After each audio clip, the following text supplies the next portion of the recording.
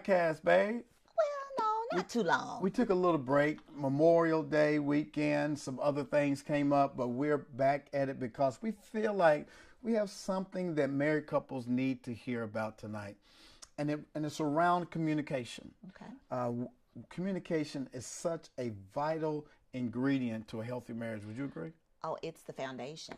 It's a It's foundation. one of the foundations, yes. Because without communication, how do you know what the other person is feeling? How do you know how to really be able to communicate, to get something across to them? So it's so important in every relationship. Yes, yes, yeah. And you brought up something the other day I thought was so vital, and I never really heard that perspective before. And you said, if we're really going to be able to connect in a healthy way, we've got to stop asking each other what's wrong and start asking what happened. Right. Can you explain that concept, what you read about that sparked your interest around how we can communicate in a more healthy way? Oh, absolutely. So what I mean about what happened to you, meaning that we are asking the wrong question because most times as couples, we're kind of filtering our feelings based upon past experiences. And sometimes our spouses are not privy to it. So how our brain is formed, it's in four different parts. The base is the brainstem. And in the brainstem is where we hold trauma. The trauma that we have experienced in our past, or even when we were children, or something that has hurt you. Everything is filtered through the brainstem. But before it gets up to the higher level in the cortex, which is the top level of the brain, which has the timing, the reasoning, the creativity, the hope, the love, then that particular part shuts down when we're in fight or flight mode, which is stemmed in the brain stem, which is considered our lizard brain, which we don't really most times have control over because our heart is racing really fast and we're not thinking clearly. But if we take some deep breaths, yes, if we take those deep breaths and quiet our heart a little bit, then the information can travel through our brain correctly so that the response that we give to our spouse is clear and not a one that is of anxiousness or in a fight or flight mode. And when you get to that higher level, what I understand that you explained to me is that that's where the creativity resides, Yes. that's where the passion resides. And in order to get to that higher level of communicating and not get stuck in our fear or our anxiousness, we've got to be able to discern whether our spouse is stuck Right. in a place where they feel like they're still in a threatening situation. You cannot have passion in your marriage and feel excited and passionate and horny if you're mad, angry, and fearful, Absolutely. right? Yeah. A woman needs to feel safe. Absolutely. We need to feel safe. And I'll say this, and a man does too. Okay. You know, a man needs to feel like I'm at home, I'm not threatened, I'm not under attack. And sometimes the stuff that happens in our past where we were traumatized becomes a filter through which we receive information. Absolutely. And so something can feel like something that's already happened in the past, Right. and you get triggered. Because in the brainstem, it doesn't have any concept of time. So if there was any trauma, it feels like it was back then when the trauma Like it just happened. like it just happened. Have y'all, fellas, have I ever been dealing with your wife and you'll say something or do something and she's like, what? What'd you say? And you're like, I said such and such. And all of a sudden her countenance changes. And it's like she becomes a whole different person. And you're like, what? I was just joking. I was playing. No, that felt like, Right. or that sounded like, or that reminded me of. And before you know it, they're right back in that emotional space of something that happened months ago or maybe even years ago because we keep a record in our bodies. Yes, our body does hold on to trauma. But what can happen in that time is if you are using your words and you was like, no, that felt like or that sound like, as opposed to the spouse coming back at the other spouse with anger or with, you know, some kind of judgment, just like, no, that's not what it really is. So that will help the other spouse calm themselves down so that they can realize, no, this is not that. Yeah. You know, the other day I was telling my wife that I noticed she was very busy, very industrious. And she does this from time to time when she's feeling a certain kind of way. She was cleaning and mopping. I mean, she had the eyes of the stove removed. She had comets sprinkled in the sink. She was dusting and mopping. And I said, babe, are you okay? She said, I'm fine. I'm just cleaning up. Which was my signal. She's not fine. Whenever she's short with me like that, I know it's something else going on. I'm like, what have I done now? And I said, babe, I'm fine. And so I was like, whoop, I'm just going to back up. I'm going to let her have her moment.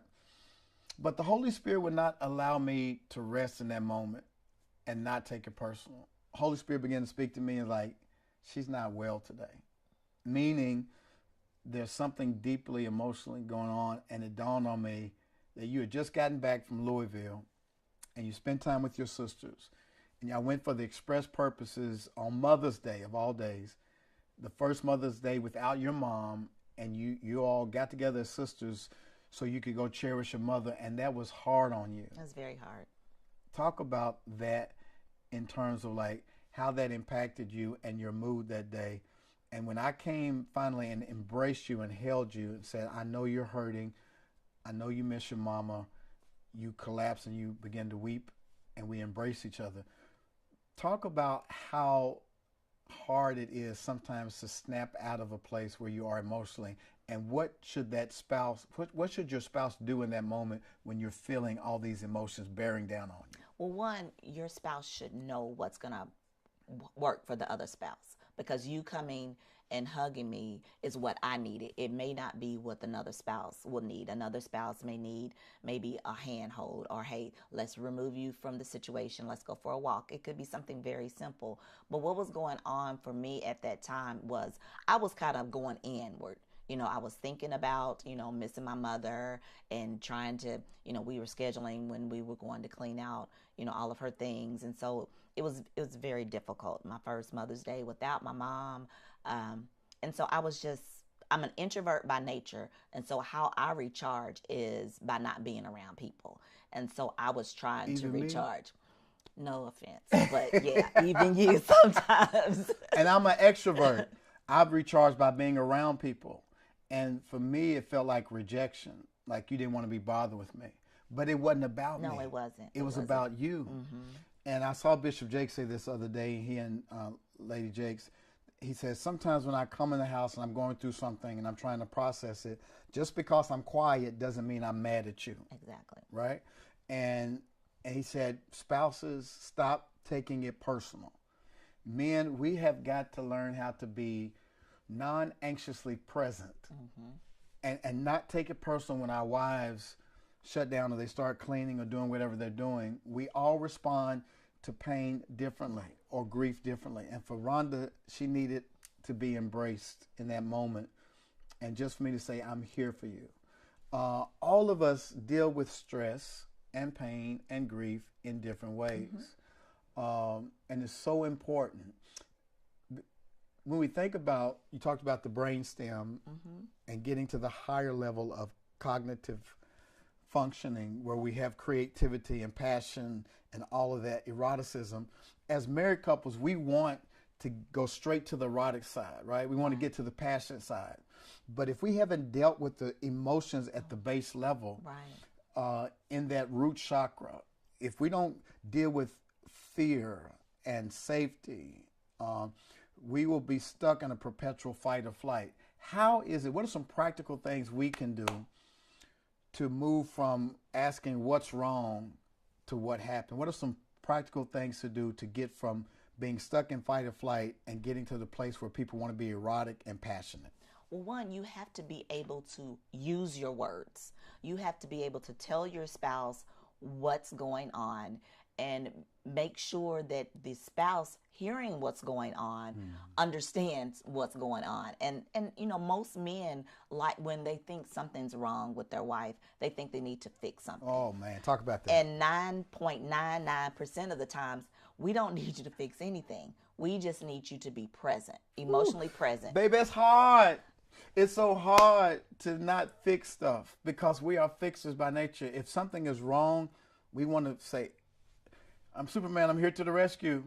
But sometimes you just need what? We just need your presence. We just may need you to sit on the couch with us, grab our leg, put our feet in your lap, rub our feet, or, let's go get Watch TV with you. that. Let's go Oh, get some ice cream, or, something that's very low key, no stress.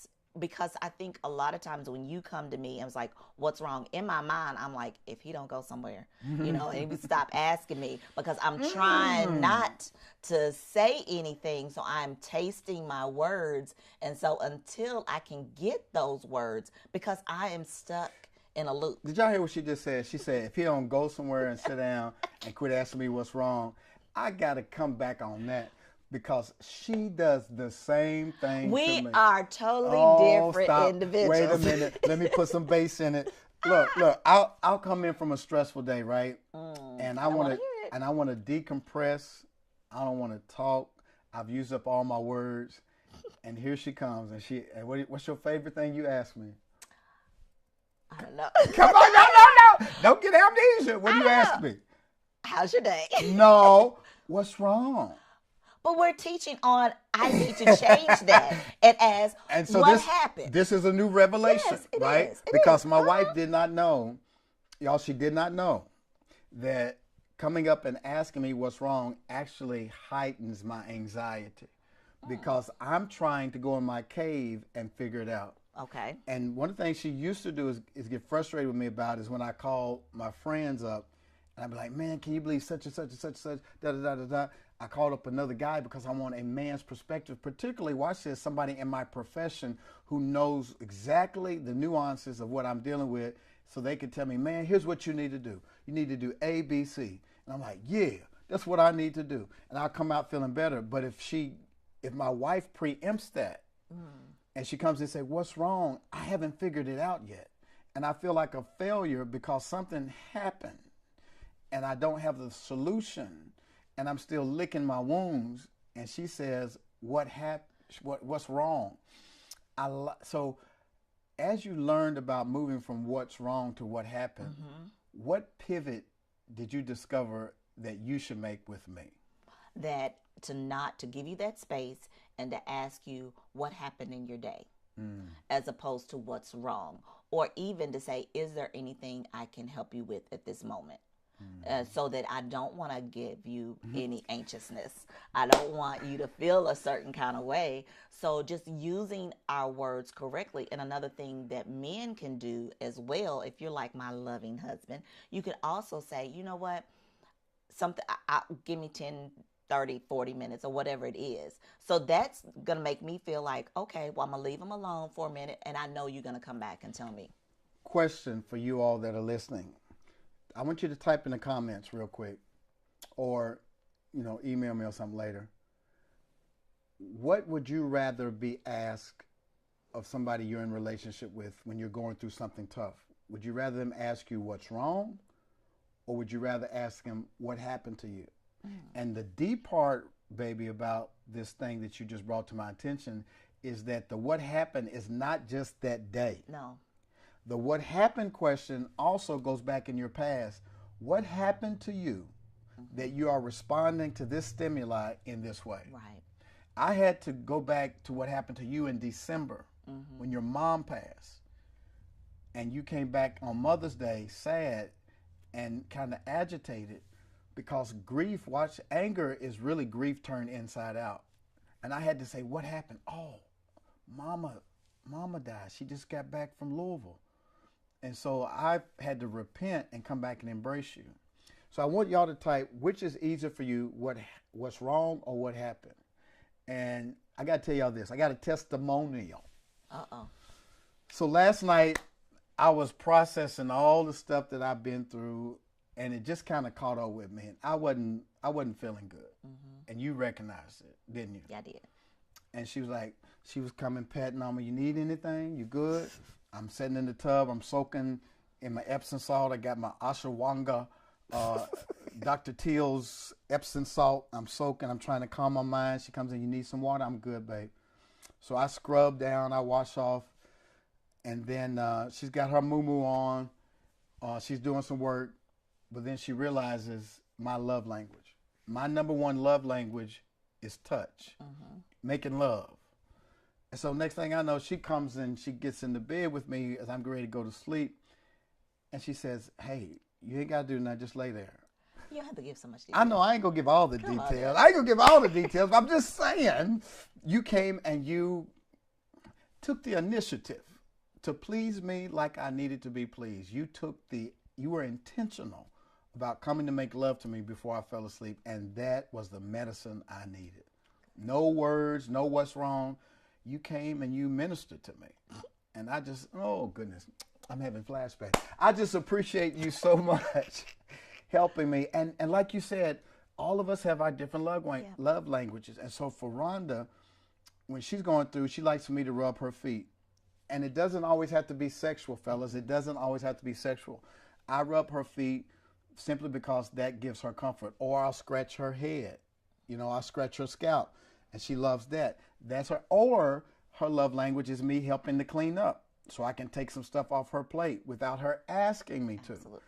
But the point is that we have to learn how to move from what's wrong with you to how can I show up and have compassion. Dr. Tamar Bryant, noted psychologist, she said that she was doing a book signing and she saw this woman who we would say had a bad attitude at the end of the line. She was, and she said, oh boy, she's got an attitude. But then she shifted and put her psychologist cap on. She said, there's a woman in despair. And she said, oftentimes when people show up with what we call a bad attitude, it may be depression showing up as agitation. That person was in despair. And we have to put on our compassion and to say, how can I help this person who's showing up in despair? You don't know what a person's been through when they show up in a way that is not appealing or in a way that seems obtruse. We have to be able to have compassion to say, what happened to them? How many times do we just pause instead of taking it personal and figure out what happened to that person? I don't think as humans we do that enough, that we do take pause to say, you know, this person is showing up in an inauthentic way, and let me just catch myself. And by catching yourself, you can kind of dissolve some anxiety in another person. Yeah. In order for us to move up from the root chakra to the solar plexus, to the heart, to the throat, to the mind, in order for us to experience the erotic energy that awaits us, we have to unlock all of those areas within us, those emotional channels, to make sure they're clear. The best example I can give is, have you ever been trying to wash your car with the water hose? Or for those old school people who went outside and played and tried to get some water out the water hose and nothing came out because you looked back and there was what? There was a kink. There was a kink in the hose. When we do not properly assess our emotional energy and look for those blocked channels where we're fearful, anxious, angry, or triggered, the flow of erotic passion cannot flow, and you get stuck in your root chakra.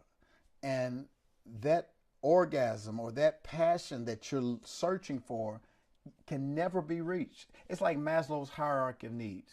In fact, as a matter of fact, Maslow's hierarchy of needs, he took that from the whole chakra system and inverted it.